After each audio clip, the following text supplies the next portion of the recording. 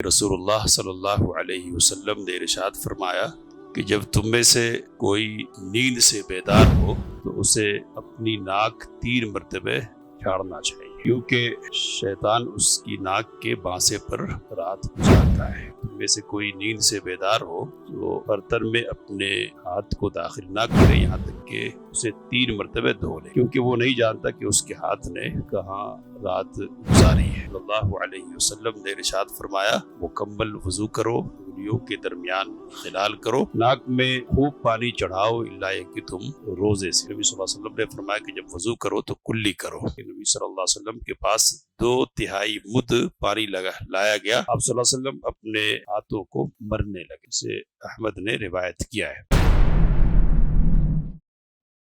علم الانسان ما لم يعلم۔ متفق علیہ۔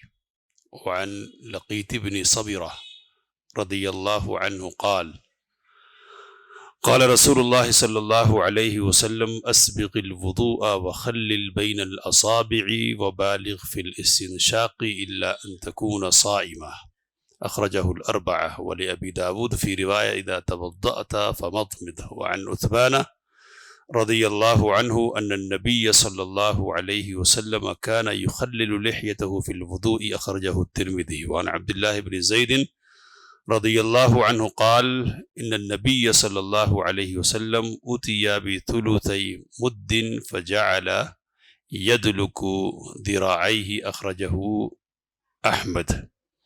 حضرت ابو ہریرہ رضی اللہ تعالی عنہ سے روایت ہے کہ رسول اللہ صلی اللہ علیہ وسلم نے ارشاد فرمایا کہ جب تم میں سے کوئی نیند سے بیدار ہو تو اسے اپنی ناک 3 مرتبہ جھاڑنا چاہیے، کیونکہ شیطان اس کی ناک کے بانسے پر رات گزارتا ہے۔ اسے بخاری اور مسلم نے روایت کیا۔ حضرت ابو ہریرہ رضی اللہ تعالیٰ عنہ سے ہی مروی ہے کہ رسول اللہ صلی اللہ علیہ وسلم نے فرمایا کہ جب تم میں سے کوئی نیند سے بیدار ہو تو برتن میں اپنے ہاتھ کو داخل نہ کرے یہاں تک کہ اسے 3 مرتبہ دھو لے، کیونکہ وہ نہیں جانتا کہ اس کے ہاتھ نے کہاں رات گزاری ہے۔ اسے بخاری اور مسلم نے روایت کیا ہے۔ حضرت لقیط بن صبرہ رضی اللہ تعالی عنہ کہتے ہیں کہ رسول اللہ صلی اللہ علیہ وسلم نے ارشاد فرمایا، مکمل وضو کرو، انگلیوں کے درمیان خلال کرو، ناک میں خوب پانی چڑھاؤ الا یہ کہ تم روزے سے ہو۔ اسے ترمذی، ابو داود، النسائی اور ابن ماجہ نے روایت کیا ہے۔ اور ابو داود کی روایت میں ہے کہ نبی صلی اللہ علیہ وسلم نے فرمایا کہ جب وضو کرو تو کلی کرو۔ اور عثمان رضی اللہ تعالی عنہ سے مروی ہے کہ نبی صلی اللہ علیہ وسلم اپنی داڑھی کا خلال کرتے تھے وضو میں۔ اسے ترمذی نے روایت کیا ہے۔ اور عبداللہ بن زید رضی اللہ عنہ کہتے ہیں کہ نبی صلی اللہ علیہ وسلم کے پاس 2/3 مد پانی لایا گیا، آپ صلی اللہ علیہ وسلم اپنے ہاتھوں کو مرنے لگے۔ اسے احمد نے روایت کیا ہے۔ کئی روایتیں بلوغ المرام باب الوضو سے آپ کے سامنے پڑھی گئی ہیں۔ اس سلسلے کی پہلی جو روایت ہے اس میں اللہ کے رسول صلی اللہ علیہ وسلم نے یہ حکم فرمایا کہ نیند سے بیدار ہونے کے بعد ناک اپنی 3 مرتبہ جھاڑ لینی چاہیے۔ نبی اکرم صلی اللہ علیہ وسلم نے جھاڑنے کی علت اور وجہ بھی بیان فرمائی، اور یہ کہا کہ شیطان انسان کی ناک کے بانسے پر رات گزارتا ہے، تو جھاڑنے سے شیطان نکل جائے گا۔ اب یہ جو حکم ہے نبی اکرم صلی اللہ علیہ وسلم کا، اس کو عمومی طور پر علماء نے استحباب پر محمول کیا ہے، یعنی مستحب ہے ایسا کرنا۔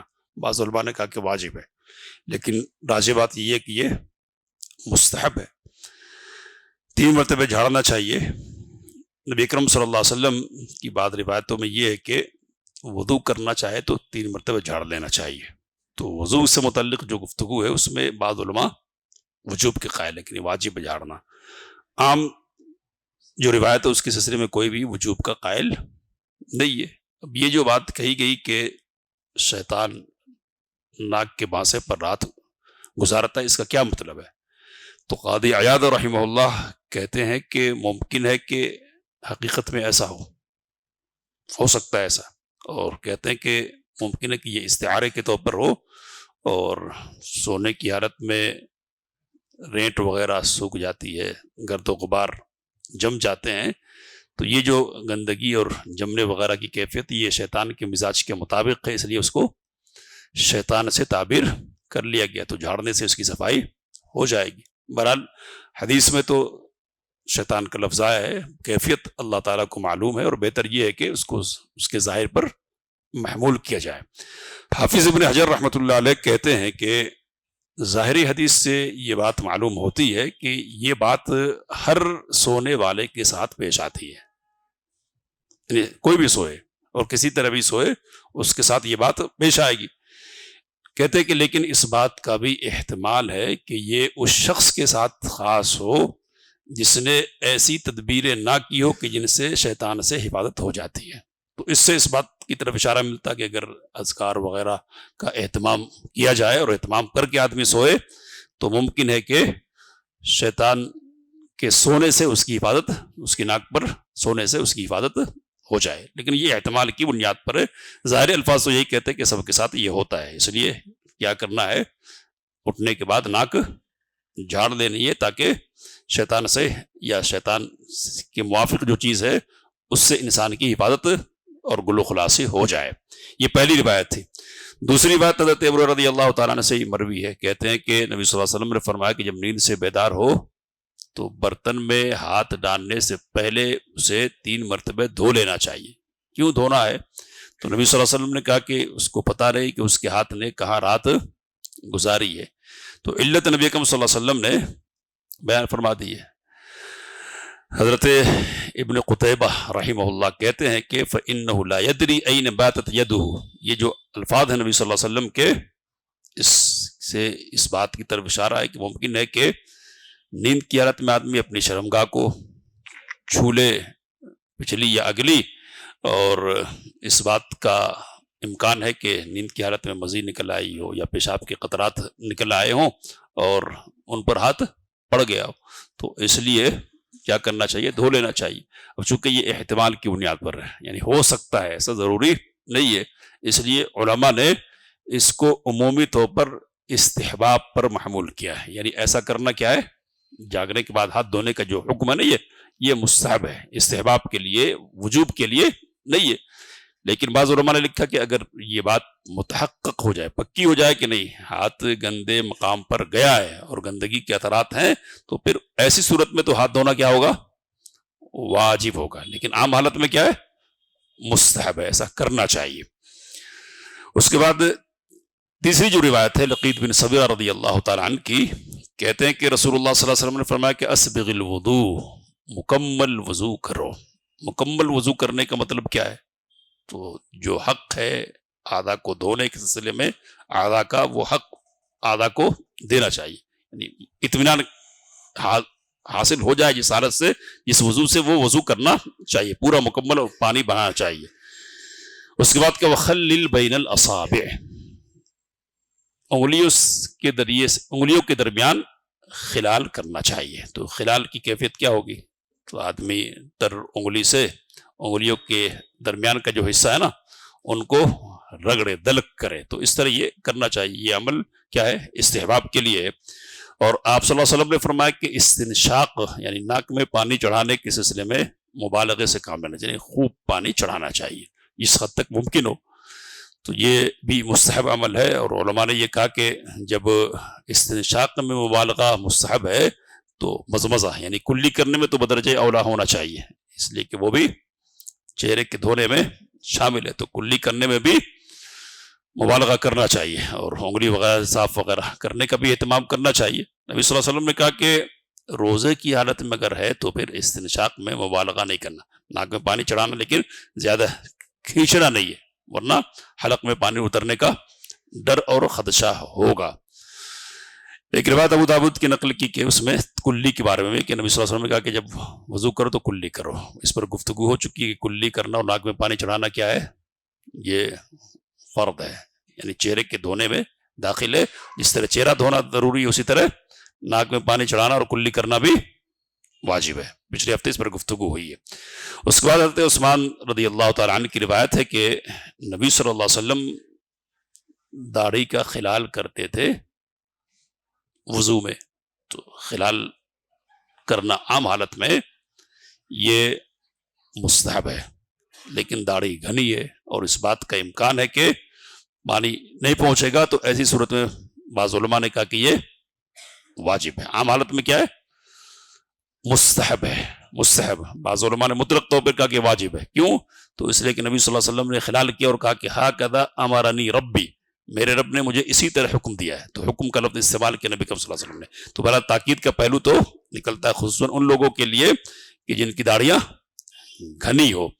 اب خلال کس طرح کریں گے؟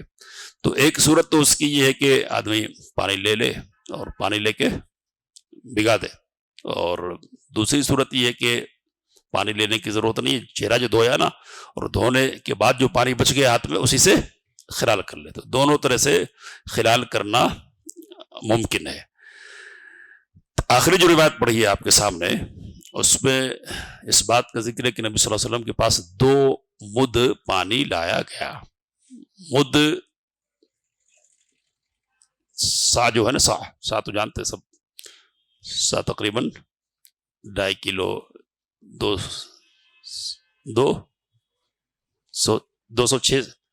2 کلو 600 گرام وغیرہ تک بات ہے. ربع سا کا ربع یعنی چوتھائی حصہ 1 مد ہوتا ہے، یعنی 4 مد کا 1 سا ہوتا ہے. تو یہاں مد کے 2/3 حصہ پانی لایا گیا ہے. کلو گرام کے اعتبار سے گرام میں کہا کہ 2 لیٹر 600 گرام، یعنی 600 گرام 650 گرام کا 1 مد ہوتا ہے، 650 گرام کا. تو 650 گرام کا مد ہو گیا. اس کو 3 حصوں میں بانٹیں گے، 2 حصے نکالیں گے، کتنا ہونا چاہیے تقریباً. تو اس کو دیکھ لیجئے، 650 ہے نا، ادھر 5 کو آدھا کرنا ہے، 3 حصے میں کرنا ہے، اور پھر 3 تو ہے 50. تو اس کی بنیاد پر دیکھ لیجئے، آپ غور کر لیجئے. بہرحال تو اتنے پانی سے نبی اکرم صلی اللہ علیہ وسلم نے وضو کیا ہے. کتنا ہوگا یہ؟ تو آدھے لیٹر سے کم کا ہی معاملہ ہے نا، کم کا. تو نبی صلی اللہ علیہ وسلم کم پانی سے وضو کرتے تھے. اس پر انشاءاللہ بات آگے آئے گی کہ اتنے میں وضو کر لیتے تھے نبی اکرم صلی اللہ علیہ وسلم، اور اتنے پانی میں آپ صلی اللہ علیہ وسلم کا غسل ہوتا تھا. غسل اور وضو میں پانی کم خرچ کرنا چاہیے. ابھی جو بات اصل زیر بحث ہے وہ کیا ہے کہ نبی صلی اللہ علیہ وسلم کے پاس جب پانی لایا گیا نا، تو آپ صلی اللہ علیہ وسلم اپنے ذراع کو، یعنی اس حصے کو ہاتھ کے ملنے لگے. تو اب بھی وضو کرنے کے دوران صرف پانی بہانا ہے یا پانی بہانے کے ساتھ ساتھ ملنا بھی ہے، یہ بحث ہے علماء کیا. امام مالک رحمہ اللہ کہتے ہیں کہ دلک واجب ہے، یعنی ملنا اور رگڑنا ایسا کرنا، یہ کیا ہے ان کے یہاں واجب ہے. لیکن عام علماء کے یہاں یہ عمل مستحب ہے، یعنی کرے تو اچھا ہے. حکم اصل واجب کی حد تک ہے تو پانی بہا لینے کی حد تک ہے. یعنی یہ کنفرم کر لینا کہ جن اعضاء کو دھونے کا حکم دیا گیا نا، ان اعضاء پر پانی پہنچ گیا. تو پانی پہنچ گیا تو وضو ہو گیا. آدمی نے ہاتھ پھیرا اور ملا یا نہیں ملا، اس سے فرق نہیں پڑے گا وضو کے ہونے کے سلسلے میں. امام مالک صرف اس بات کے قائل ہے کہ نہیں، ملنا پڑے گا پھر وضو ہوگا. تو یہ روایتیں آپ کے سامنے پڑھی گئی تھی. اب ایک اور روایت آگے ہے، اس کو بھی پڑھ لیتے ہیں اور ایک سلسلے کی بات مکمل ہو جائے گی. حضرت عبداللہ بن زید رضی اللہ تعالیٰ عنہ کی روایت میں ہے کہ کہتے ہیں کہ انہ رأى النبی صلی اللہ علیہ وسلم یأخذ لأذنیہ ماء خلاف الماء الذی اخذہ لراسہ، کہ انہوں نے دیکھا نبی صلی اللہ علیہ وسلم کو کہ آپ صلی اللہ علیہ وسلم اپنے کانوں کے لیے پانی لیتے تھے اس پانی سے ہٹ کر جو پانی آپ اپنے سر کے لیے لیتے تھے. اس پر بات ہوئی ہے اس سے پہلے. اخرجہ البیہقی، یہ بیہقی کی روایت ہے. کہتے ہیں حافظ ابن حجر رحمۃ اللہ علیہ کہ وہو عند مسلم من هذا الوجہ بلفظ، اسی سند سے امام مسلم نے اس روایت کو جو نقل کیا اس کے الفاظ دوسرے ہیں. کیا ہے وہ؟ ومسح برأسه بماء غیر فضل یدیہ، آپ صلی اللہ علیہ وسلم نے اپنے سر کا مسح کیا اس پانی کے علاوہ سے جو ہاتھ سے بچا ہوا تھا۔ سمجھ میں آ رہا فرق؟ تو پہلی روایت سے یہ بات معلوم ہو رہی ہے کہ کان کے مسح کے لیے جو پانی لیا نا وہ سر کے مسح کے لیے لیے گئے پانی سے الگ ہے، اور یہ جو مسلم والی روایت ہے سند ہے اس سے یہ بات معلوم ہو رہی ہے کہ ہاتھ دھونے کے لیے جو پانی لیا نا اس پانی سے ہٹ کر سر کے مسح کے لیے الگ سے پانی لیا ہے۔ تو اب یہ روایت آ رہی ہے، دو الگ الگ راوی ہے، اور دونوں راوی کیا ہیں؟ ثقائی ہیں، معتبر ہی ہیں۔ تو اس طرح کبھی حدیث میں ٹکراؤ ہوتا ہے اور فرق ہو جاتا ہے، ایک راوی کچھ کہتا ہے اور دوسرا راوی کچھ کہتا ہے، دونوں صحیح ہے اپنی جگہ پر، لیکن ایک ثقہ ہوتا ہے اور دوسرا زیادہ ثقہ ہوتا ہے، اوثق کہتے ہیں اس کو علمی زبان میں، ہے نا۔ تو اوثق اور ثقہ کے درمیان مقابلہ جب ہونا تو اوثق کی روایت کو ترجیح حاصل ہوگی۔ کیا ہے؟ اوثق کی روایت کو ترجیح حاصل ہوگی۔ یا کبھی ایسا ہوتا کہ ایک طرف ایک ثقہ ہے، معتبر ہے، دوسری طرف کیا کئی ثقات ہیں، دوسرے کئی معتبر لوگ ہیں، ہے نا۔ تو اب کئی لوگوں کی روایت تو کیا ہوگی؟ ترجیح حاصل ہوگی۔ تو یہاں حافظ ابن حجر رحمۃ اللہ علیہ کہتے آگے کہ وَهُوَ الْمَحْفُوظ، مسلم والی جو سند ہے نا وہ محفوظ ہے۔ تو محفوظ کا مطلب کیا ہے؟ تو یہ اصطلاح ہے دراصل، یعنی اصطلاحات حدیث میں کہ اگر ثقہ کے درمیان ٹکراؤ پیدا ہو جائے، ثقہ اور اوثق کے درمیان، تو اوثق جس کو ترجیح دینا ہے نا اس روایت کو محفوظ کہیں گے، اور جس کو ترجیح نہیں دینی ہے اس کو شاذ کہیں گے۔ محفوظ روایت صحیح ہوتی ہے اور شاذ روایت کیا ہوتی ہے؟ ضعیف ہوتی ہے۔ تو وہ جو پہلا ٹکڑا ہے نا جو ہمارے سامنے آیا کہ کانوں کے لیے الگ سے پانی لیا، تو یہ روایت کیا، یہ کیا کہیں گے؟ شاذ کہیں گے۔ اور اس کے مقابلے میں جو روایت آئی ہے نا دوسرے جو روایت بیان کر رہے ہیں، یعنی سر کے لیے الگ سے پانی لیا ہاتھ دھونے کے پانی کے علاوہ، تو یہ کیا ہے؟ محفوظ ہے۔ تو یہ محفوظ اور یہ شاذ، کان والی روایت کیا ہے؟ شاذ ہے۔ اللہ سے دعا کی باتوں کو سمجھنے اس کام رہنے کی توفیق مت فرمائے۔ آمین وآخر دعوانا الحمدللہ رب العالمین۔ علم الإنسان ما لم يعلم